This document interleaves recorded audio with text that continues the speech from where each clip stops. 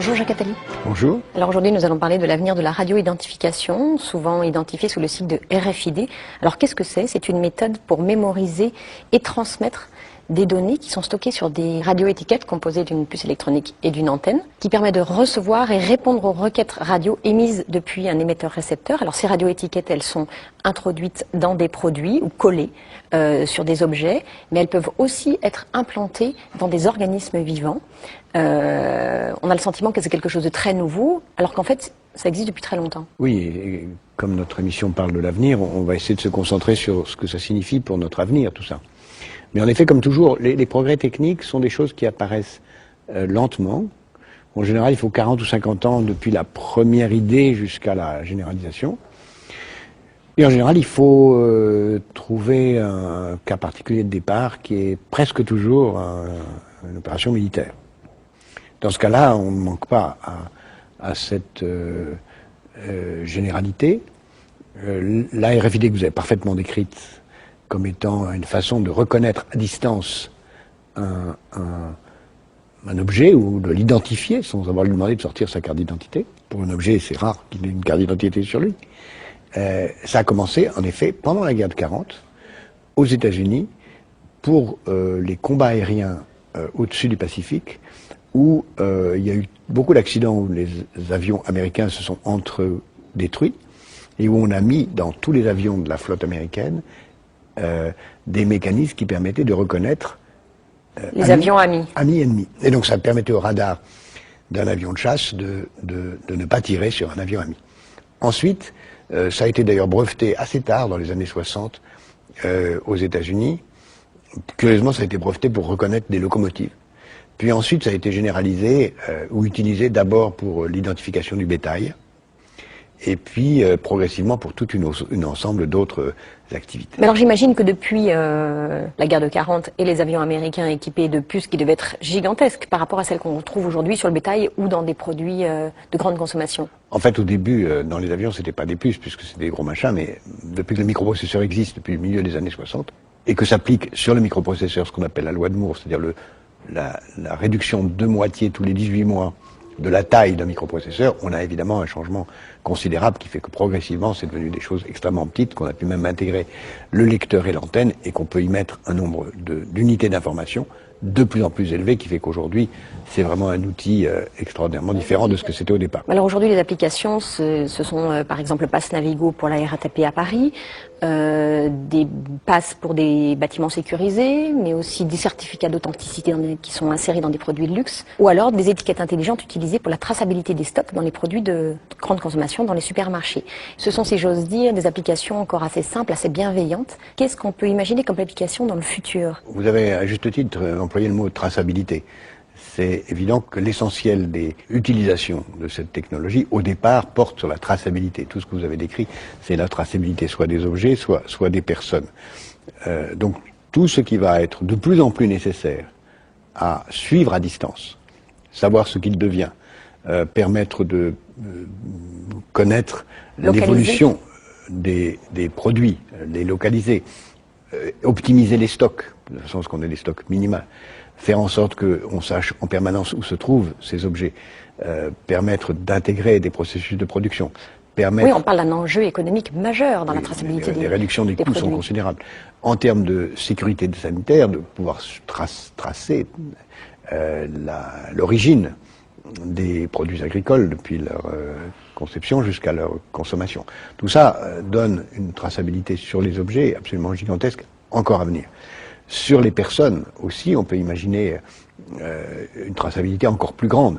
Parce que sur les objets, on connaît, mais sur les organismes vivants, que ce soit les animaux ou les êtres humains, qui pourront avoir une puce électronique implantée dans le corps. Mais avant de parler de l'implantation des organismes vivants, il faut regarder tout ce qui va se passer aussi sur les moyens de paiement et sur la surveillance même dans la vie quotidienne de nos enfants ou de nos petits-enfants.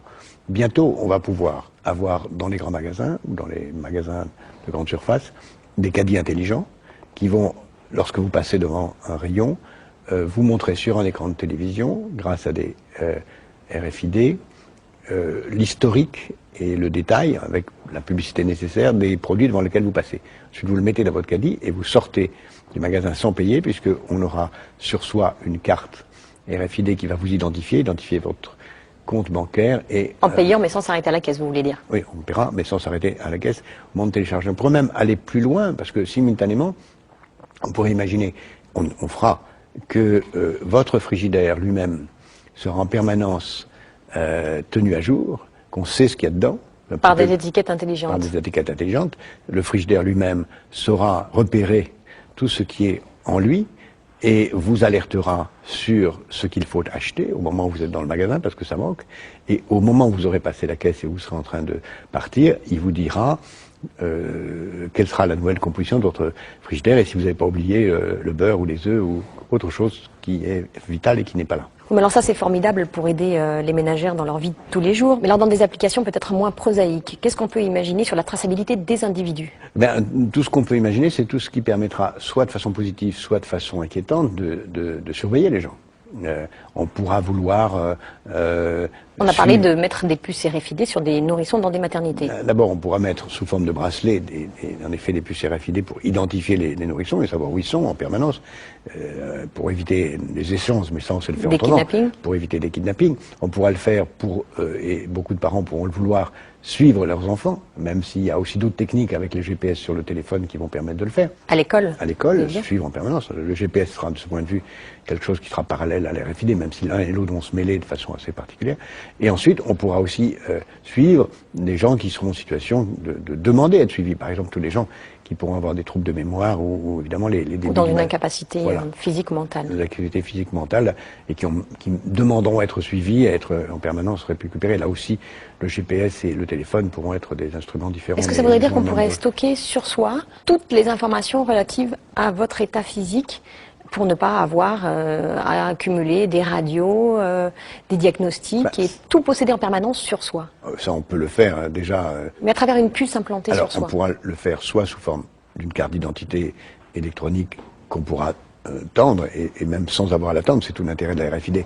Vous passez, et sans même bouger, sans avoir à fournir un document, vous le donnez. On n'a pas besoin d'implanter une carte d'identité pour que cette carte d'identité qui est dans votre portefeuille soit visible. On pourrait parfaitement imaginer que ça soit simplement dans votre portefeuille et quand vous passez... Oui, ça c'est ce qu'on a aujourd'hui sur les réseaux de transport en commun. Mais si on imagine qu'on réduit les étapes et qu'on n'ait plus de documents avec soi, est-ce que on va pas vers des questions d'éthique, d'intégrité physique en voulant développer des process, des méthodes comme les RFID?